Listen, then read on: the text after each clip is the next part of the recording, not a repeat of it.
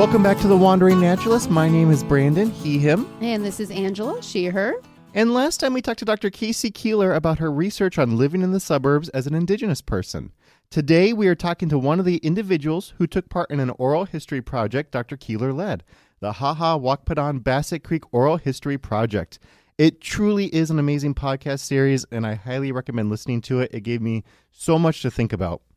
Tawnya is the Chief People and Cultural Officer for Mille Lacs Corporate Ventures, but it's important to note that she is sharing her own individual perspective. She is not speaking for her entire nation.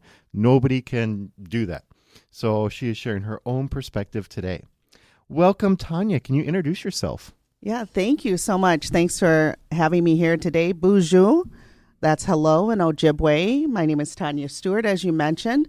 I am a tribal member of the Mille Lacs Band of Ojibwe, located north of the city here, about 100 miles up north there. In my work, I really focus on bringing people together and creating a valued space where people feel the workplace feel valued and connected. So appreciate the opportunity to be here today. I want to throw in that I'm just still a part of this Nation Native Rebuilders through the Native Governance Center. And because of that and just sort of the work that I've been involved with has really helped me think about my role as a tribal citizen, telling stories and sharing my experiences and continuing to learn even on my own. So as much as I can share here today, I also recognize that I'm still learning and happy to be here and share bits and parts about the project I was on. I had no idea you were a part of that. My understanding it's a uniquely Minneapolis thing, though it does spread its information around. As a non-native person, I have learned so much on their website. They have so many great resources. It's truly amazing. Let me warn you real quick. We were called the War Party. We were cohort 13, and we called ourselves the War Party. We understand there's still a lot for us to do and share. And yeah, I mean, it's Ojibwe, Dakota, South Dakota, North Dakota tribes are involved in that program. It has so much great information. I'm wondering, would you mind telling us, why did you take part in the Ҷaƴá Wakpádaŋ Basset Creek Oral History Project? And am I pronouncing Wakpádaŋ correctly? I want to say that you are. I am. That is a Dakota word. I am Ojibwe. So good point. Yeah, that's how I've learned to say it. And I really can't recall how I was asked to be a part of this project, probably through networks and connections within our community. And so when I was asked to be a part of this, I do live in Golden Valley. Interesting enough, I was actually born there. So I'm like born, live, and then I lived in Robbinsdale growing up. So I think the focus was Indigenous people who grew up in the suburbs. And so that's how, again, the connection came, and to tell my story about what that was like. And I also, as we think about Ҷaƴá Wakpádaŋ, I've always called it Basset Creek. Mm-hmm. Again, not knowing a lot about the history of that creek and the Dakota name for it, it just struck me. I've been in this learning mode for a long time as a adult Indigenous person who didn't have a lot of history shared or given.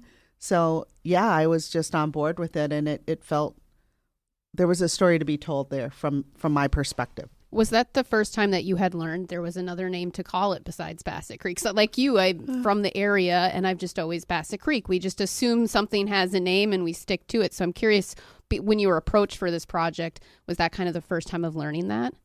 Absolutely. Yeah.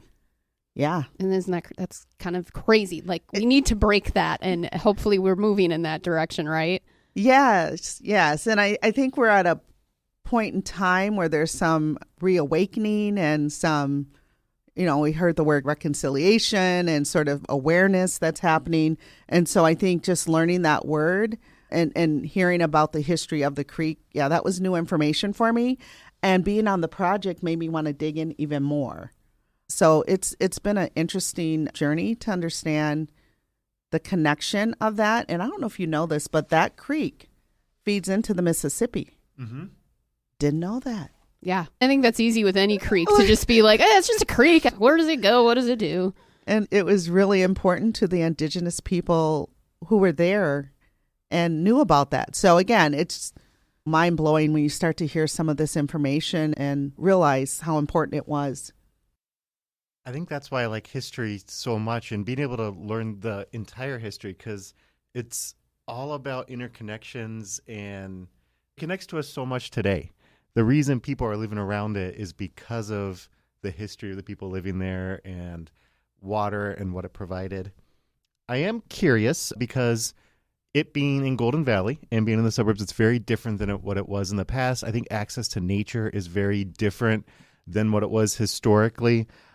Did you feel like you, growing up in Golden Valley, had a chance to be in nature, or did you feel that you were limited in finding those connections? I grew up in Robbinsdale, but it's not too far, just really like a mile or two. So finding nature, it really was around. And I think growing up back in my day, we would get on the bikes and go down the bike trails throughout Golden Valley and Theodore Wirth Park. And I think that it was always there. And probably we spent more time outside then than the kids are doing now. But that was just something I just enjoyed, and I can't explain why. I know that I would go fishing. Can't believe it's gross now, like to touch a fish. I'm a little bit of a city girl, but back in the day, riding my bike down the trails, enjoying the beauty of nature, fishing there at Theodore Wirth Park. It's just really it was there, and we took advantage of it. Mm-hmm. And even today, where I'm situated, there's an open field. The parkway's right, not even a block away. Every now and then I can look out in the field. Like one day I came home and there were like all these deer.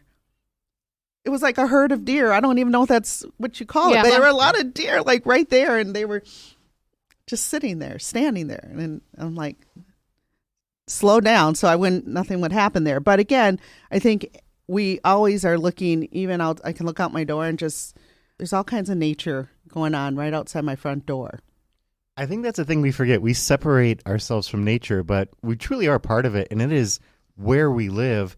I know I lived in South Minneapolis, right on Minnehaha Avenue, and the turkeys there would just stop traffic on this major road. Yes. It's there. Nature is there no matter where you are. And so then, do you have any advice for maybe Indigenous people living in the suburbs, or just for any of our listeners for connecting to the nature right where you are? Well, I think that you can look around. Everyone can look around and see something of nature. I think Minnesota is a beautiful place to see that.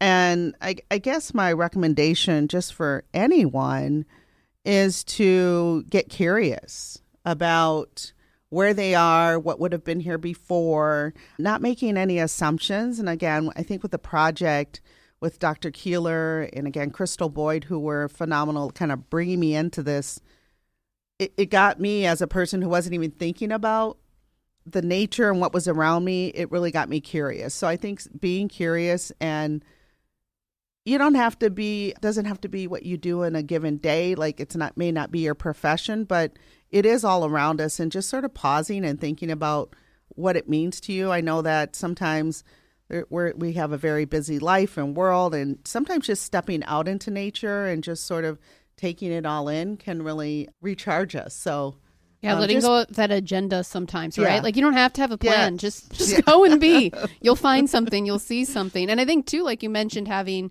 what an impact Crystal and Casey made on your life. I think being that for other people, right? Too. Like I'm curious, are you feeling as you're on this journey, are you bringing others with you? I am. I talk about it a lot. I've tried to share the podcast, that I recorded. But I also think that for me personally, just my awareness, and when name changes or when things come up, to bring it back to the original name. I get it now, right? Like maybe I didn't have that level of understanding. Can you expand on that a little bit in terms of dual naming or renaming landscapes or features back to their original Indigenous name? What do you mean by you get it? I think, again, this project in particular, I didn't know that it had another name, the Basset Creek. I started to Google and research and then understand, even from my own history, like growing up in the suburbs, not getting a lot of history about our people and what happened. And this is all new information to me in the last decade.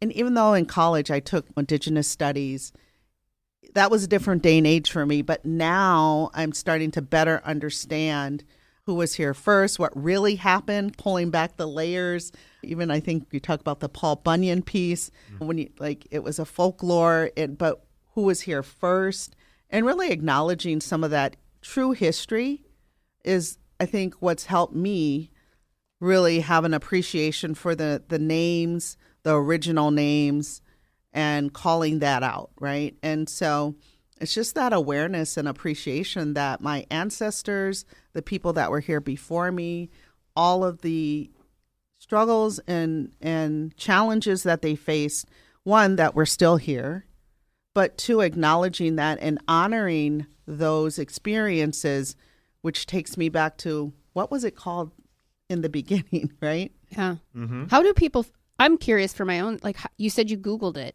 but I feel like especially a lot of this knowledge was removed purposely and harshly. So how, unless you're approached, how do people find that information?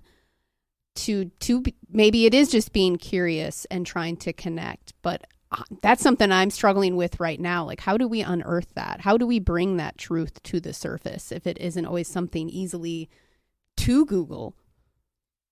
Great question. But I also think like podcasts like this, again, you don't know until you know. Yeah. And it's as simple as that. I'm not really sure. I think that there's an opportunity in our education system, in our historical societies, again, just sort of elevating these stories and this history is really what I think would change and make the difference. And then just, I think people in general need to be open to learning and unlearning the truth. And I think that sometimes is probably the harder part. Like, oh, what? That was called Ҷaƴá Wakpádaŋ? Because if you look up Basset and who that person was. I was hoping we were going to get here. Oh, we're going to go there. Good. That guy was not even from Minnesota. So all you true blue Minnesotans like myself, that guy was not from here and just kind of showed up.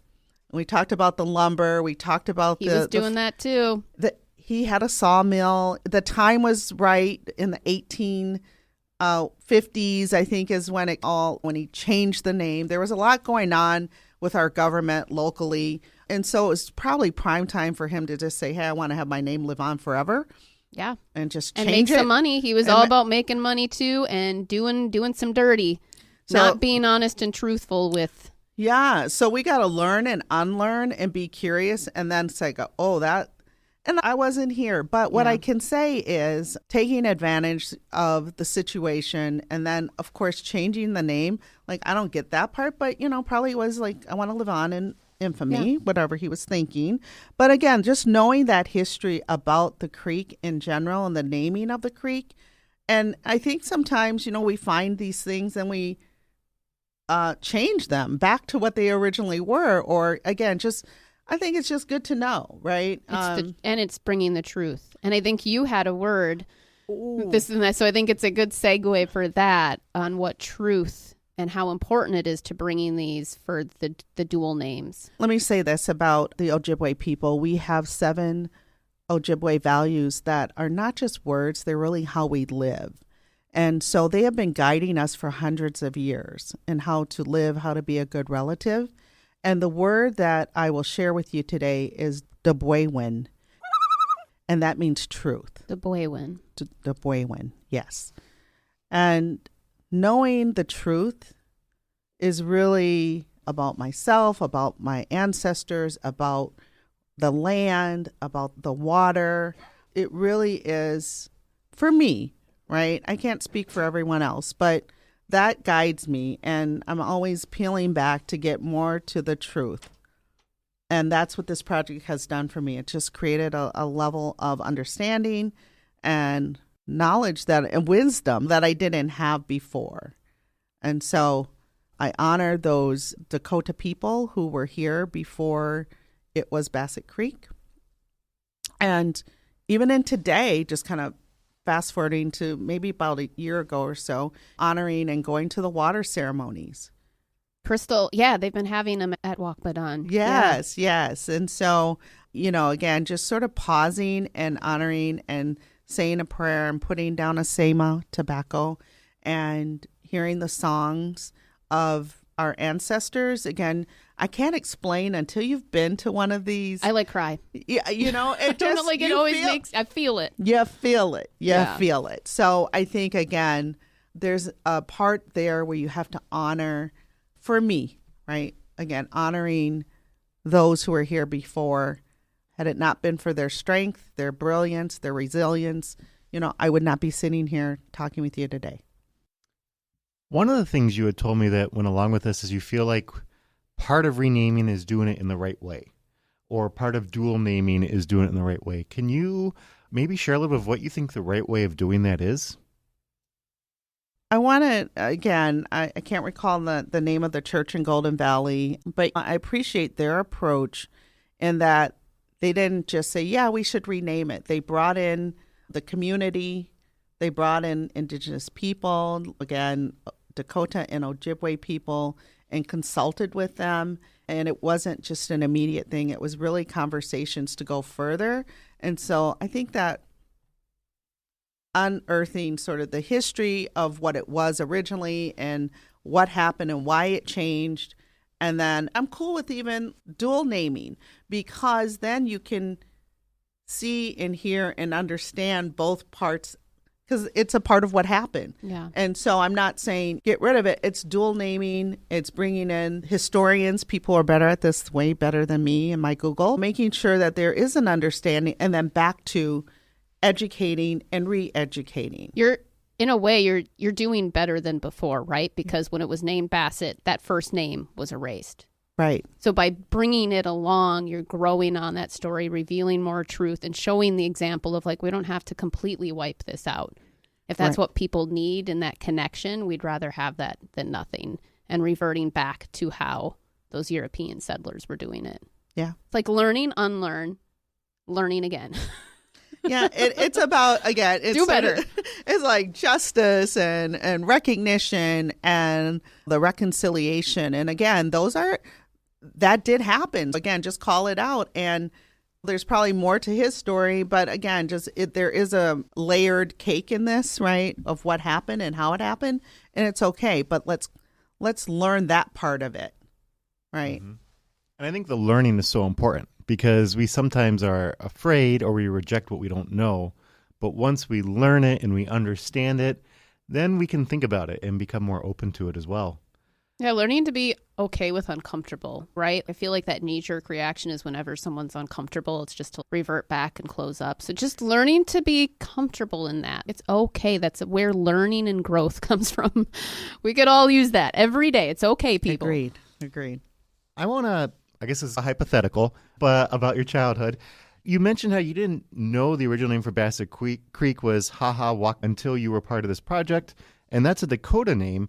As an Ojibwe child, do you think hearing while you were a child that the creek's name is Ҷaƴá Wakpádaŋ would have had any impact on you? Brandon, I thought about that question, and I really think that, yes, it would have maybe sparked some curiosity. But I think growing up in the suburbs, there just wasn't that connection or those teachings or understanding, just absolute, yeah. So I think that it would have. It means Falls Creek, right? And as much as I'm Ojibwe, I have my Dakota friends and we teach each other things. But I think that it would have created, what does that mean, right? Even Minnesota, right? That is a Dakota word. And so, again, just it makes you more curious. I think it would have made me a little more curious and felt a little more seen or knowing. Again, a lot of my journey for understanding my indigeneity, if that's even a word, came later. Like, I always knew I was Native. I always knew we would attend, like, at the American Indian Center down in Minneapolis, powwows and events. But it wasn't until recently, probably in the last decade, where I'm probably getting an awareness, right, and learning more about my own culture. So I feel like I missed out as a person growing up in the suburbs. We just kind of missed out. And like when I got to college, of course, I took classes to help me learn. And I think that's just like your readiness and where you are in life. I think I'm just at a really prime time for now where here I'm sitting talking about this. I'm reading about it. I'm learning, unlearning, and still leaning into my culture more so than I have. Yeah, but it feels really good. Like, I can't explain it. And I think Dr. Keeler talked about a lot of us have to go north to find that connection and understanding. I do that during the spring and fall. We have our ceremonies, and you might just go about a mile or so to Go to church, do your thing, worship, or whatever you do. But it's worth it to me. And it's just, those things were not allowed. And so again, there's just this sort of, again, new, for me personally, even my awareness and reconciliation with an understanding of who we are and where we've been as people is so refreshing. And it actually settles me. I feel, when I've gone to ceremony or when I've been around my community, I just feel so full. And so it's been a great journey for me, and I will continue that as well. Yeah. Is there anything else you'd like our listeners to know? I know this was a bit of a winding conversation, right? But it's Like a creek, right? Like there you, oh, boom. Yeah. There you go. That's awesome. Like Ҷaƴá Wakpádaŋ. Ҷaƴá Wakpádaŋ. I think I just come back to just the opportunity for learning and respecting one another and acknowledgement here. I think that's really what we're trying to do. I feel like this is, again, prime time for me to share the stories and highlight sort of things that might have been missed in the past. I think that the Ҷaƴá Wakpádaŋ, that was a source of life. There are stories, there are people who live there, and acknowledging that is just really the right thing to do. There was so much. I think you had even talked about sort of the maple trees, and there's just so, even through my own learnings, again, just the amount of resources that have been there and been available and sustained people is huge. So again, staying curious, asking questions, doing your own research. I think oftentimes when people are learning these, they are like, well, let me find a indigenous Ojibwe people or Dakota. Do some work. Do some of your work so that you can become more accepting and aware to what really happened. Then you can enter these conversations in a good way so that it's not, and I don't have all the answers. To your point earlier, I don't speak for everyone, but I have a perspective. And when you've done your homework, you can enter into these conversations in a good way. Yeah, it's taking that, again, we talked about this before, but like being tokenized. Right. You said it. You said it. And guess what? I might learn something from you. You might have done a piece of research that I, like even this project that I didn't know much about, but now I'm engaged in learning along the way with the project. So I think that's great advice for people. And two resources I like to recommend is, one is the Native Government Center. The website really does have a lot of information. And the other is Understand Native Minnesota. And that's from the Shakopee, Mdewakanton, and Sioux community. They have an amazing book list that is on that website that has been vetted by people across the state. So if you're like, well, I don't know if I can trust this resource or not, was it written from an indigenous perspective? Go to that book list. That was a book list that you can trust because it's been vetted, and it has Native authors from all kinds of different topics that can help you learn more. I would also add, first of all, Shakopee, Mdewakanton, and Sioux have an amazing museum. There's also the Minnesota Historical Society. One of my rebuilders is a director down there. We were able to go into the archives and just, again, see the history of the ancestors, my ancestors, and the beauty and the art, the beading. There's so much history here in Minnesota and we have resources. We're lucky to have the resources. We had to put on the gloves, and we went down into the Minnesota Historical Society, and guess what? Everything down there could be its own museum. I believe it. I mean, it was amazing. I just got, I was feeling the vibes down there. But I guess what I'm saying is that Minnesota, we are lucky. We have 11 tribes, Ojibwe and Dakota. There's a lot of history here.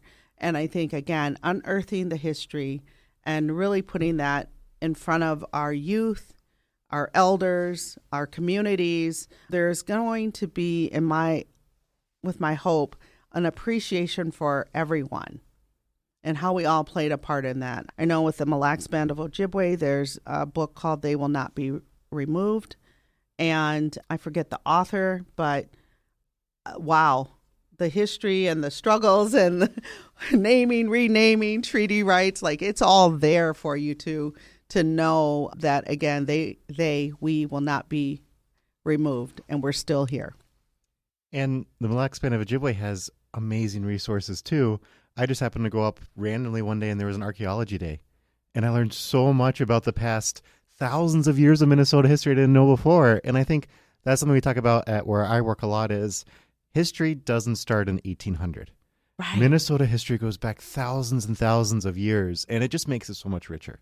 Yeah, I forgot about our own museum. We have one up in Mille Lacs, and it's a partnership with the Minnesota Historical Society. And so there's so much there. And it starts at a certain point in time.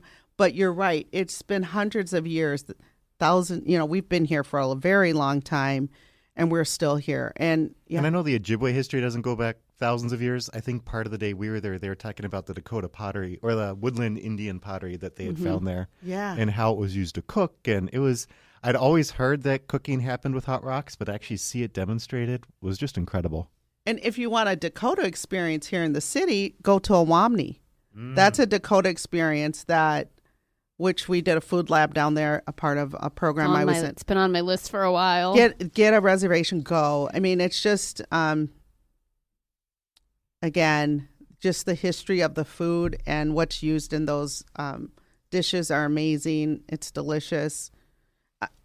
Yeah. I'm not giving a commercial here, but I will tell you.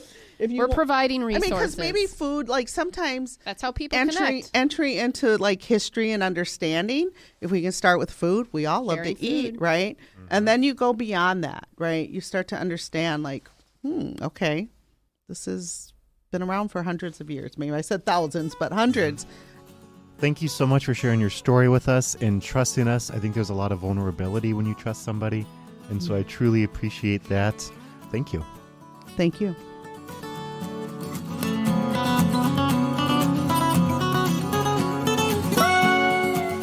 Three Rivers Park District's vision plan states you belong here.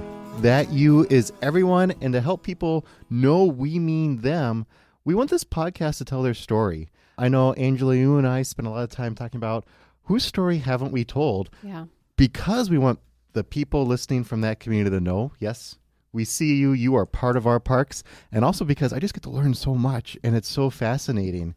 I truly value the trust that our guests gave us today when they told their stories of growing up in the suburbs right around Three Rivers Park District parks, and how that had an impact on learning about their culture and their connection to the land.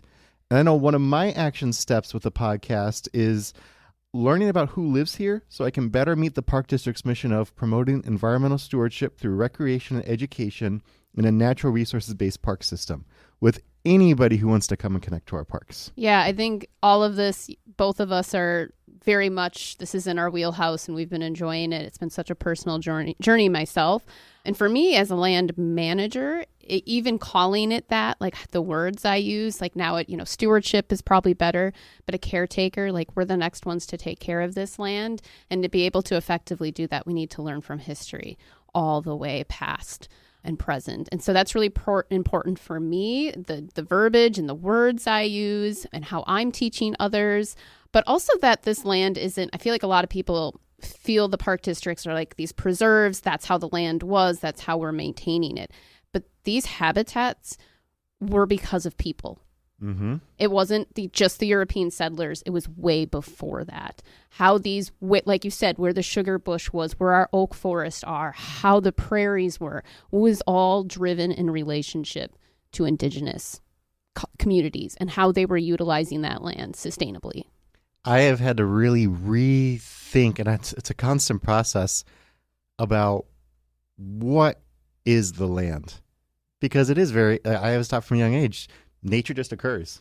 And that's not really true. So how do I teach that appropriately? It's fascinating. I love that. It's challenging, and it causes me to constantly realize, that's an assumption that I need to correcting rethink yourself. about. I think that's the important thing too. Like I have to step back every once in a while and correct myself. And even when we first did our first land acknowledgement on the podcast, we updated it. Like, we can be that example. We left out, we said the historical or ancestral land, and that was it. And it wasn't until I went somewhere, and I think it was Farron from Mdewakanton who was like, don't talk about us Indians like we're not here anymore. Like, don't refer to us in the past tense. We are still here. And we updated our land acknowledgement for that. Absolutely. And I think the other thing that comes with this is sometimes I hear things and I'm like, I don't know if I agree with that. And then as I think about it more, I'm like, oh, wait, no, that's actually a really good point. And so I think sometimes, too, it's worth hearing these things. And even if you get a little defensive, think, what is that what feeling? is the thing they're actually trying to talk about? And let me think about that in a little bit. I also want to remind our listeners that the you in You Belong Here is every single one of you listening. And Angie and I try to tell everyone's stories, but we have our own unconscious biases. There are groups we miss. Last season, there was a volunteer at Eastman, been there for years and years and knew his family well. And he's like, you know what, Brandon, I'm a military veteran, and you've never had military veterans on the podcast. And I was like, that is a huge oversight on my part. So please, please tell us if we have not told your story. We want to tell your story about your connection to the land. Special thanks to Dr. DeAndre Smiles, Dr. Casey Keeler, and Tawnya Stewart for sharing their knowledge with us today. If you want to learn more about the experience of living in the suburbs as an Indigenous person, go to our Facebook page or Instagram, the Wandering Naturalist Podcast of Three Rivers Park District, and type in the series title, Indigenous Life in the Suburbs. We always have so much information and never enough time to share it, so that's a great place to learn more. You can also give us feedback, ask questions, and see where Brandon and I are hopefully in the parks doing events. We love to meet people face to face and bring you along to explore the parks and be curious with us. A special thanks to Tom Knisley for arranging interviews and Monica Rauschwater for guest outreach. Thank you to Emily Thompson for guest support, and of course our amazing social media team for posting on Facebook and Instagram. We hope you enjoyed learning with us today. Now that you know, what will you do in your wanderings?